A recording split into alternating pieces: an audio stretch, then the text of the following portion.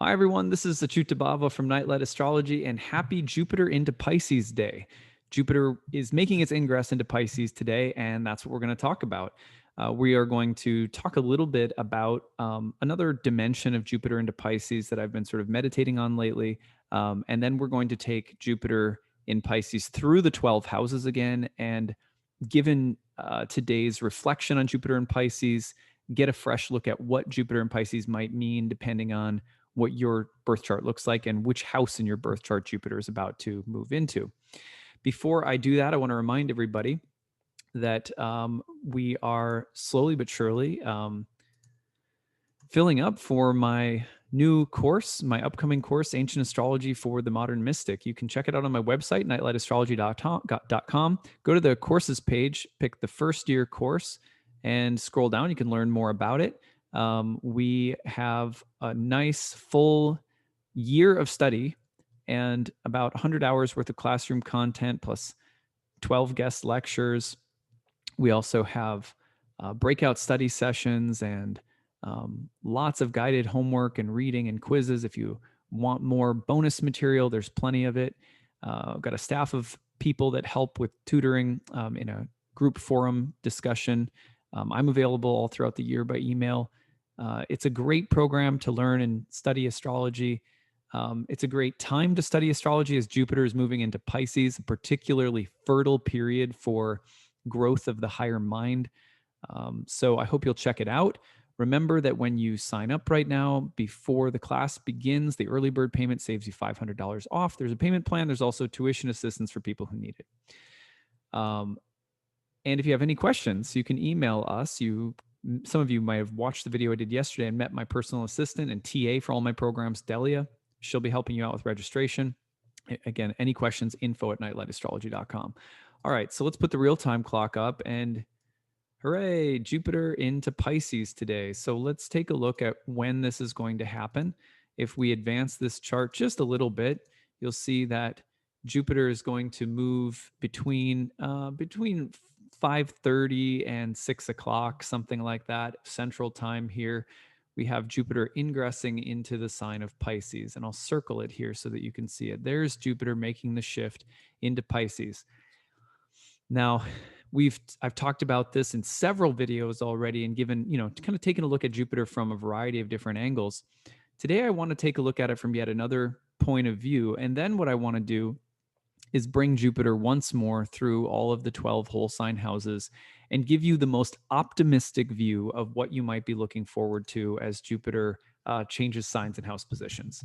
So today's going to be like the most optimistic take that we can look for, the one that's meant to give you some faith and hope in terms of this transit in the next couple of months. We're going to have Jupiter in Pisces between middle of May now and later in July. It'll then retrograde back into Aquarius for a bit, and then come back into Pisces at the very end of the year, like the tail end of December. And then it will be in Pisces for a good portion of 2022 before retrograding again, and before bumping into Aries and then retrograding back. So we're going, you usually get about a year total of Jupiter in each sign, and sometimes it's going to be back and forth, so it's not going to necessarily line up neatly with our calendar year. But at any rate, I want to tell you a story that I think is really relevant to understanding Jupiter in Pisces. And I'm going to call on my background with ayahuasca shamanism. So for most of you know this who watch my channel, there's a good portion of my life that was dedicated to studying and practicing ayahuasca shamanism in three different settings, basically maybe four, but three different settings in different sort of lineages that I studied under and practiced under. So had a pretty diverse range of experiences with ayahuasca medicine, and one of the most common experiences that I had and that, I would talk to other people about when you have a very, very, very strong ayahuasca experience, one of the phenomenon it's actually life changing, even though it's going to sound really simple and sort of like, I don't want to make it sound like a trip report or like just druggy stuff, but this is one of the most fascinating things that happens in an ayahuasca ceremony, which is that you'll have this incredible visionary space that will open up, and it's like looking straight into a spirit world. Um, it is not. It's not to call this visionary space a hallucination would be like almost like an injustice. It would be um, it's just not the appropriate word. But for people who've never had the experience, it's sort of like when you're dreaming and there's just this kind of crazy moving mandala of images, memories, scenes. It's like experiencing that while you're awake. And then here's the really, really trippy part. If it's particularly potent, there will be times where that visionary space, that kind of dreamlike vision space that opens up, is present whether your eyes are open or closed. Let me repeat that just because I know it sounds crazy, but let's just say I'm looking around in the ayahuasca space in a ceremony. I'm just in this amazingly crazy, beautiful, interesting, intelligent, visionary space, and it's speaking to you. I mean, the stuff of your mind is being projected in this visionary space so that you can see it. And then there's also things that are interacting with it that are apart from it. So it really does feel like you're in a spirit world. And there are beings and they'll talk to you, and there's memories that you'll have, and they can it's almost like watching a movie that's highly interactive. It's very, very beautiful. But you're seeing this, right? And let's say you close your eyes. You're like, I don't want to see this anymore. It doesn't matter. The exact same thing that you're seeing with your eyes open will be present with your eyes closed. To the point where, remember, this is happening, of course, in oftentimes, at least in the Amazon, with the Santo Daimyo group that I was a part of for a while, it would be with lights on. But in the Amazon, when the lights are off, this visionary space, you'd think, well, I'm gonna like close my eyes and it will go away. No, it's identical. It's that you close your eyes, exact same thing. You open your eyes, exact same thing. To the point where you have there's this moment, and I'm saying you because I've talked to lots of people about this, and I've known lots of people who had the exact same experience. In fact, one of my best friends and I will, kind of talk around about this, talk about this now and then because it's so memorable, which is that it's as though suddenly you realize that your vision is no longer coming from your eyes. It's not connected to the faculty of your eyesight anymore. You could call it your third eye. You could call it an inner vision. It's something totally different than your eyesight, because you're closing your eyes, you're opening your eyes, you're closing them, you're opening them, and it makes zero difference. What you're seeing is exactly the same. It just keeps going. You're seeing it everywhere, and it is absolutely not connected to your eyesight. Now, why am I bringing this up today? I want to talk a little bit about how this changed my life, because I believe that Jupiter in the sign of Pisces is a little bit similar. And so there's something that Jupiter in Pisces, it bears a resemblance to this experience. So one of the things one of the basic ways that this changed my life was, first of all, I realized that the kind of seeing that we do, and I know for some people this is going to sound really basic and like, yeah, I know this, but I didn't know it. So it was really mind-blowing to me. And I'm also convinced that, not that everyone has to go drink ayahuasca to know this, but that a lot of people don't know this. They might think they know it, but they haven't experienced it and really kind of brought it home somehow. And probably a lot of you listening have, but I did not know that there was an inner vision faculty that was always present, always active, just as real as my eyes, but not picking up on the same dimension of reality as my eyes. I thought that the pictures or images floating up in my head was just brain stuff, imagination, I knew that I could see images in my head. I knew that when I'm dreaming, my eyes are closed and I can see things in my head. But somehow I didn't think that what I was seeing was outside of my head. I thought it was all in here. So when I look around at the world with my eyes, I go, there's a tree, a little statue of the Buddha over on my wife's countertop here in our office space. I did not. To me, this is like, okay, there's a world. There's me, and then there's these external objects or beings or sense objects or whatever. And this to me is a world. It's a world in which I am an active participant, and um, I can affect the things in the world, and they're always affecting me. That I knew. That I knew. But what I didn't know was that there is also another world, and that world is just as real, is just as much about an interaction between me as a spirit soul and everything else going on in and around it, but that it exists in a totally different dimension of consciousness, and that there are actually innumerable realms of consciousness that are co-present with the visible material world that are different than the faculty. They're my senses, my normal physical senses are not seeing them or perceiving them, and yet there is another faculty in me that can see them and is always interacting with them, just like I'm interacting with the material world. And that visionary space is different from my visual space, but they're also connected at the exact same time. So that spiritual dreamlike realm is present right now, right here in the room I'm looking at.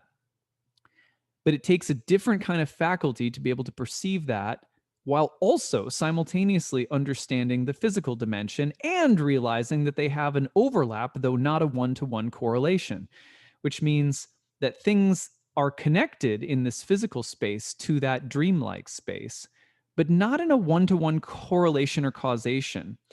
That I could look at the Buddha, and if I just stared at the Buddha for a long time, this physical object would start influencing, informing, being connected to things that were happening in the spiritual visionary dimension. But it's not that it's necessarily causing them to happen.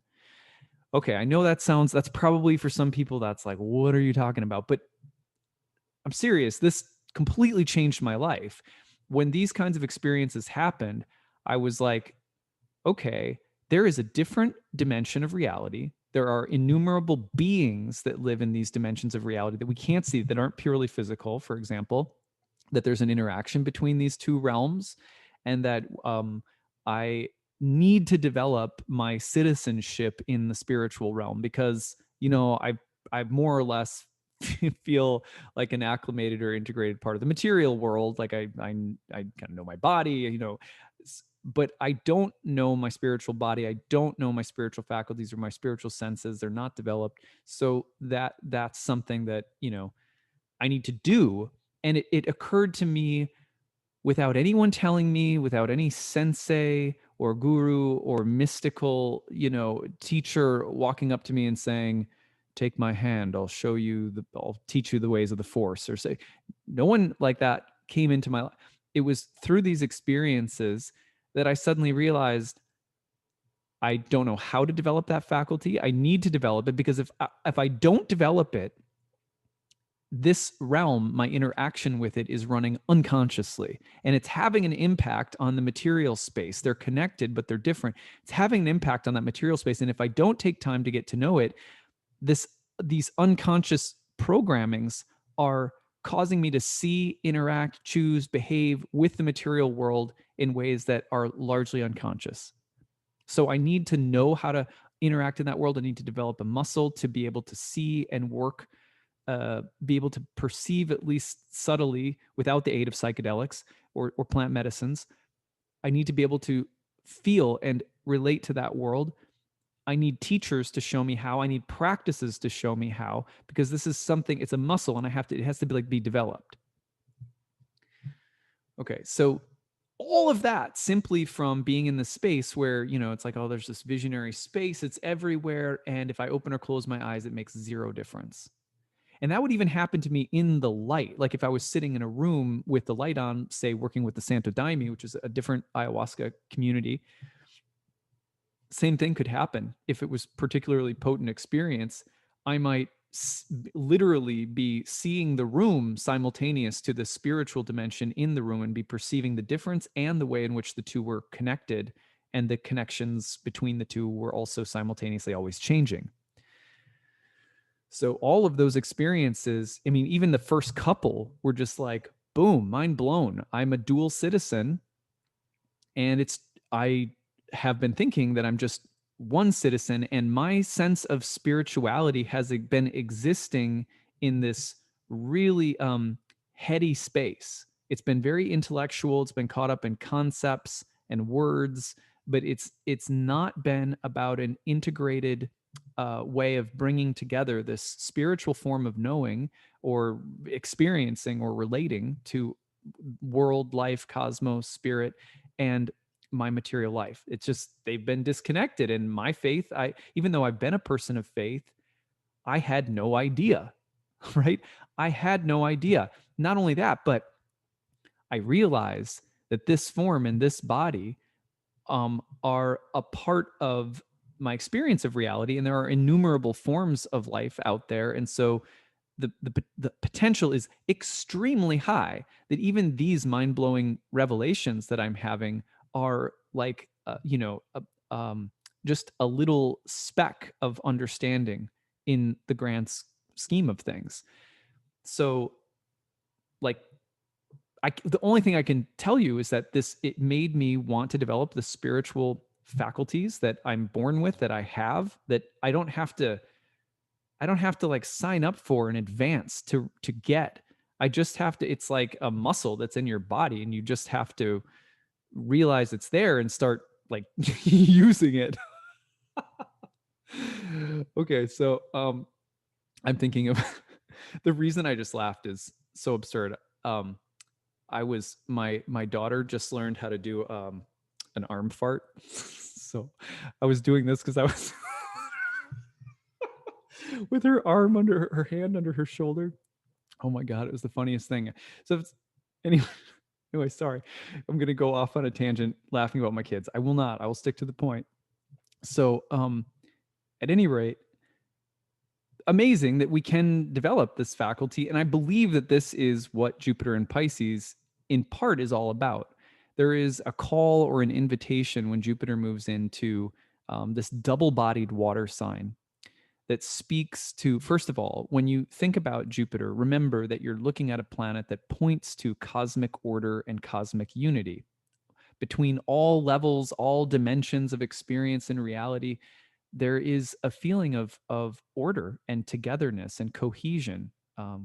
There is a way in which we all seek for, whether it's a paradigm or a practice or teachers or learning, we look for ways of putting everything into its right place.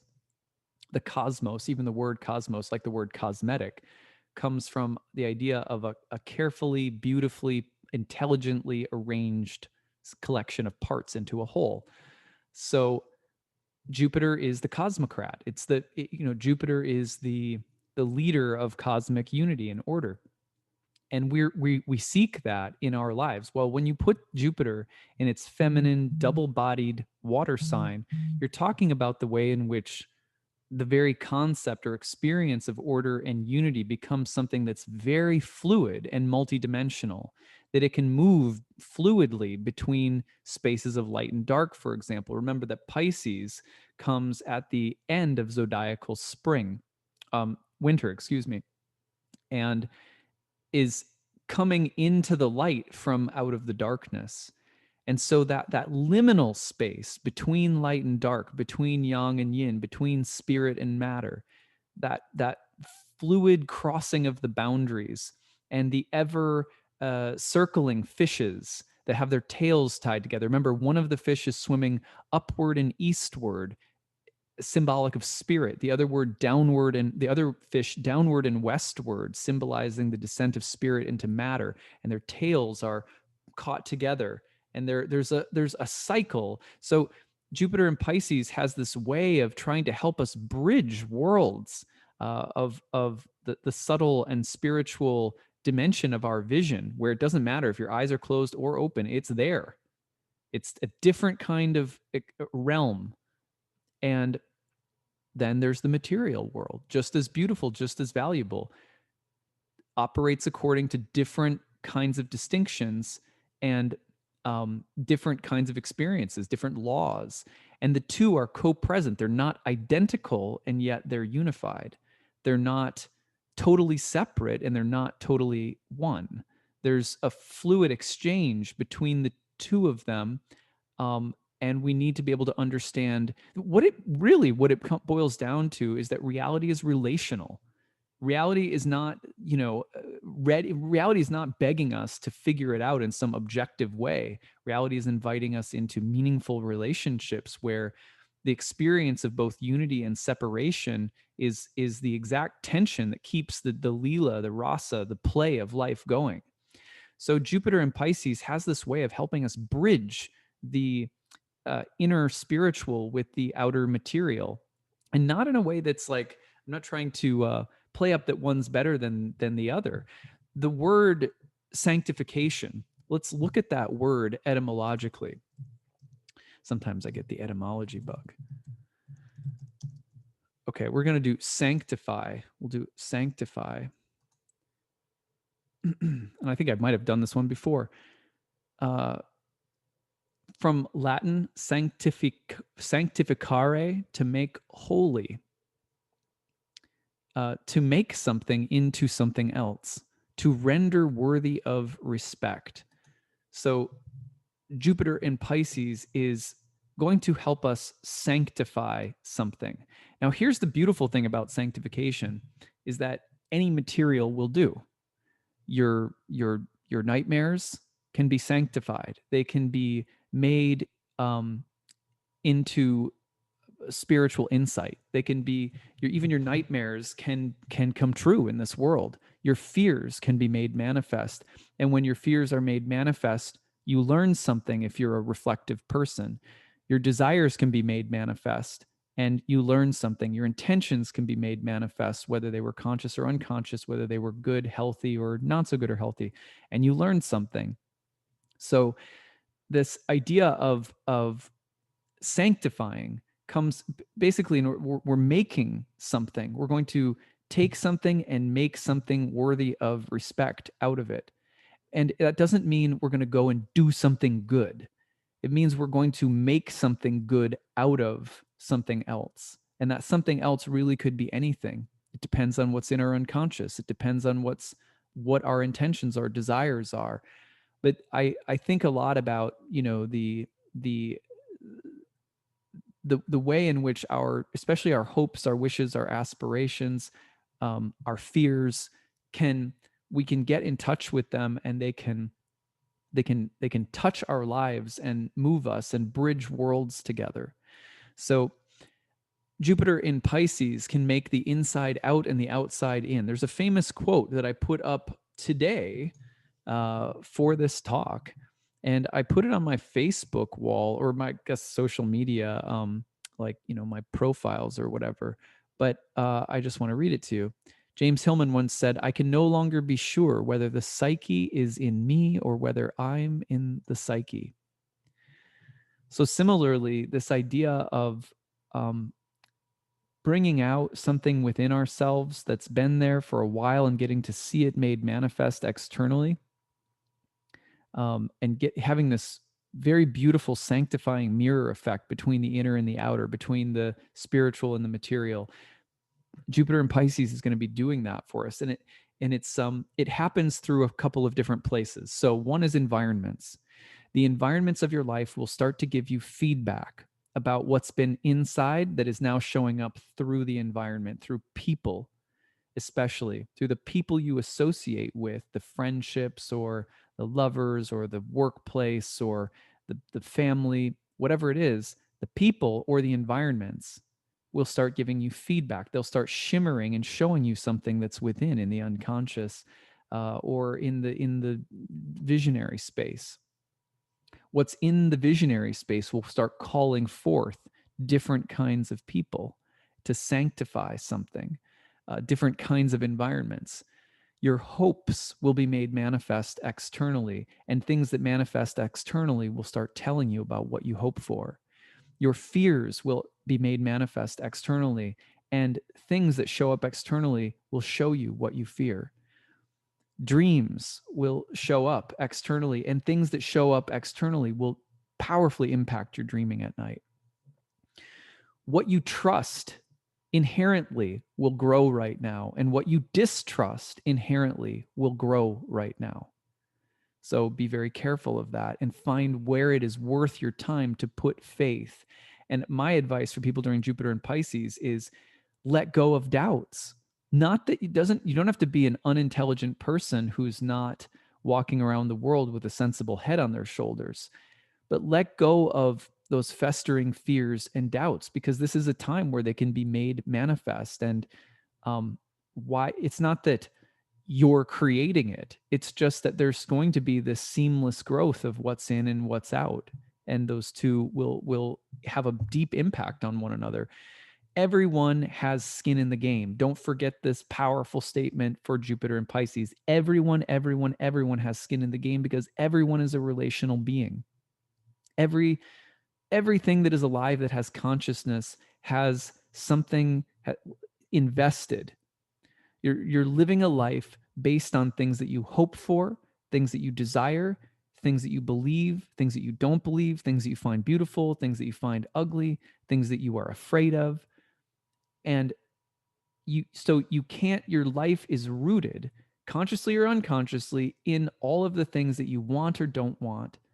And when you have skin in the game and Jupiter goes into Pisces, I think one of the benefits is you can become aware of how your desires and fears are shaping your life.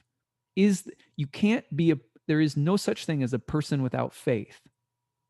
Faith and belief mean you're acting upon, desires about what you want or don't want, and you have to have some level of faith that what I want or don't want is actually good for me, or will actually give me happiness, or will actually harm me. Our desires and our fears are rooted in faith, because we can't know and we don't know in the future whether the thing we fear is really bad for us or whether the thing we want is really good for us. So all of our hopes and desires, all of our fears and worries, they're rooted in a sense of belief, in a sense of faith. Jupiter in Pisces is going to be like a reflective mirror that's helping us understand, what do I fear? What do I want? Is this where I should be placing my faith? Everyone has skin in the game. So don't let people tell you, oh, I'm not a person of faith. I just embrace the mystery or something. I love the mystery too. But let's be real here. You're not just a person of mystery. You don't just hug the question mark. You're not just agnostic about life. And you're also not someone who walks around being like, well, I don't have a faith practice. Yes, you do. Everybody does. Everybody has it. It's called, what do I hope, desire for, or fear?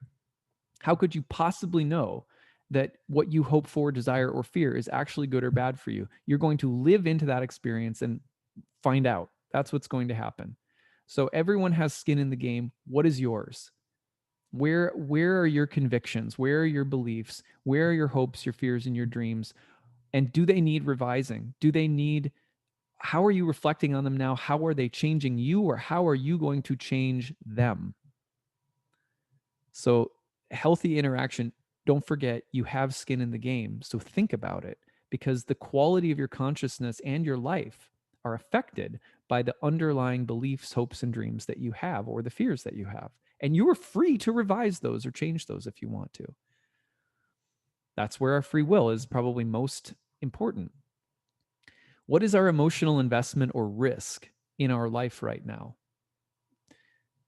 Good things to think about.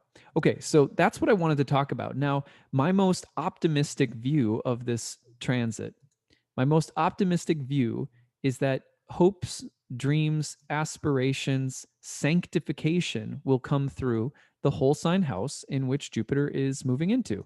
So what I want to do now is just take a look. And I'm gonna start with Aries on the ascendant, and we're just gonna look at this.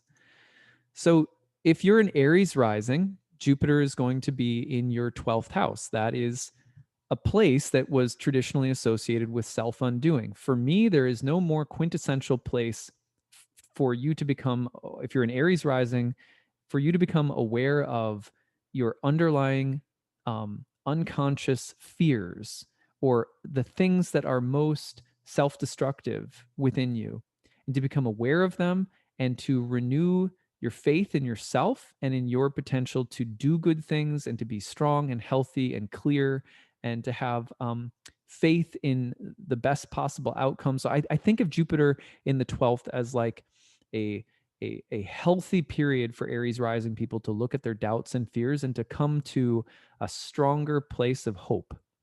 That's what I'm looking at for that 12th house placement, because it will put you in touch with the undermining influences in yourself and in your environment. So whether it's the worst in you or the worst in some environment in your life, you'll get to see it and hopefully find the healthiest place possible. All right, let's go forward to Taurus rising.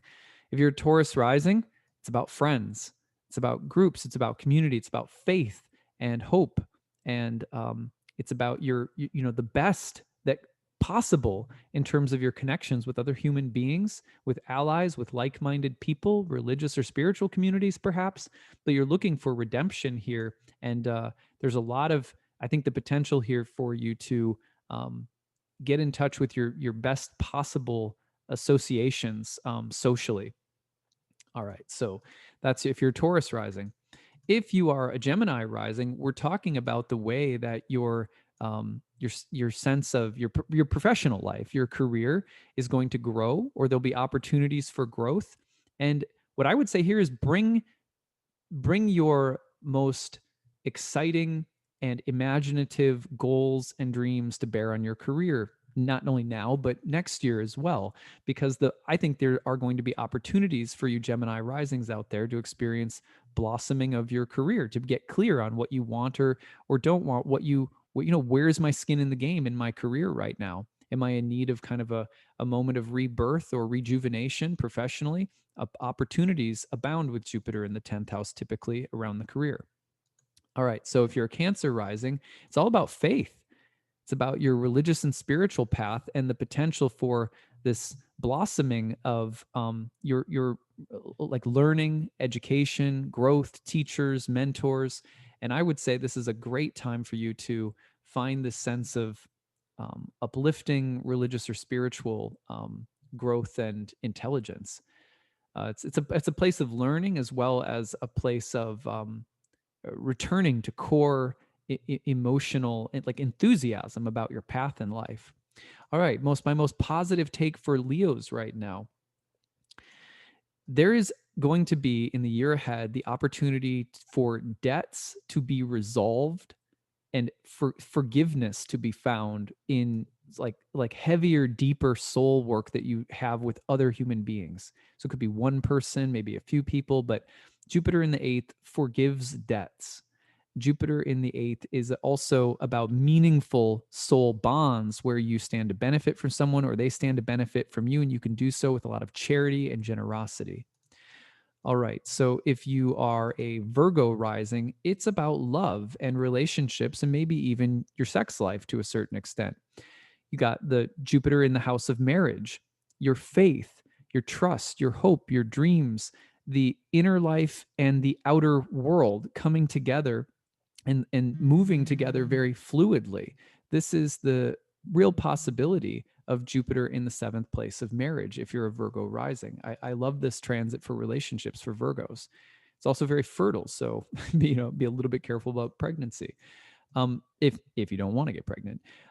Now, Libra rising, my most positive interpretation for Libra rising is that, look, you've got Jupiter in the sixth house, a house that is often associated with this kind of selfless service, hard work, etc. So Jupiter in that house is going to bring the benefits of, I would say charitable work work that you deeply believe in, work that is hard, but the sacrifice feels really satisfying. There's also the potential for knowledge and healing of body to take place. So I love this as a healing year for Libras in body and mind, as well as in doing work in the world or making compromises or sacrifices that really give you a sense of faith, hope, and buoyancy. So let's go forward. Let's go to Scorpio rising. This puts us in the fifth house. For Scorpio risings, it might be about sex, it might be about pregnancy, it might be about joy or fun or creativity, but there is some kind of faith that needs to come back in the inherent joyfulness of life, the romance, the beauty, and the creativity of life. There's a lot of faith that if you put your faith into those things, it will reward you in the next year.